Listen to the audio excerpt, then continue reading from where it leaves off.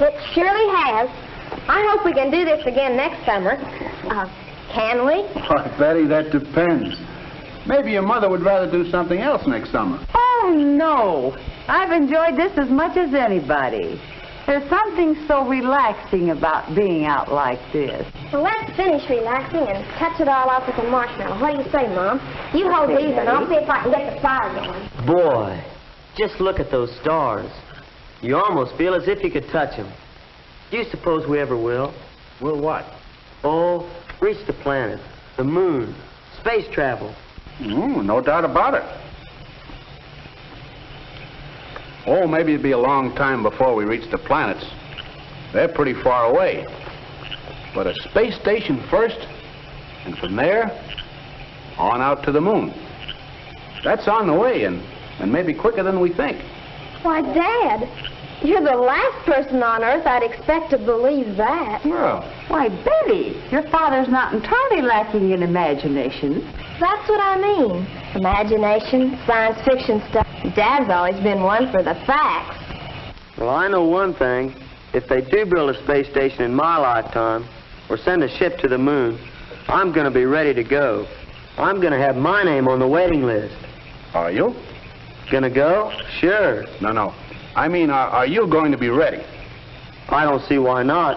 It's going to take someone with a spirit of adventure. I still say, are you going to be ready? I don't know what you're getting at. The facts, as Betty says. The fact is, adventure will be just one little part of it. Right now, you and Betty will have to get ready for the other things it'll take. Like what? Like what you know, what you understand. What courses are you taking next year? Oh, my schedule's already made out. In the 9th grade, you have to take mathematics and English and history. No science? Well, I had my choice of taking general science this year or next, but I put it off a year. Then you put your trip off a year. How come? What's the matter with you, Betty? I was just trying to imagine the look on Mr. Bristow's face if he thought somebody had enrolled in general science just to get ready to go to the moon. We are getting a little off the beam, aren't we?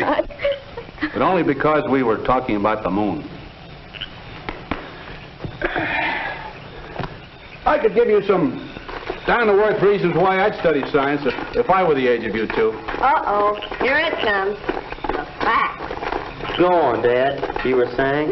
Well, my father pretty much grew up with the automobile. And I did the same thing with the airplane. And you two kids, well, I guess you're a part of the atomic age. Yeah, or the television age. That's what I'm getting at. If you want to be an important part of your own age, you have to be able to keep up with it. Or, if you can, keep ahead of it. There's no doubt what we need trained scientists. Well, I've had my year of general science, and I see no reason why I should take another course next year when I'm a senior. I don't want to be a scientist. She just wants to hook some guy. All right, so I want to get married and have a family. Is there anything wrong with that? Nothing, except your idea that you'll never need science to keep house. Sure. And who has the big share in keeping us healthy? Your mother. Planning nutritious meals for us? Taking care of you when you were babies? Suppose you don't find the right man right away. Many worthwhile careers for women. Physical therapy, nursing, medical and dental laboratory technicians. You have to have some knowledge of science in order to get one of those jobs. There's something else. When you and Jack were little and wanted to know, what made it rain? What made the telephone work? Whom did you ask? Not Dad. He was at work. What I didn't learn about science in school, I had to dig out of the encyclopedia later to satisfy you. So you see, women need to know as much about science as some men do. There you said something, Mom. But what about me? I'm no Edison or Einstein. Maybe not.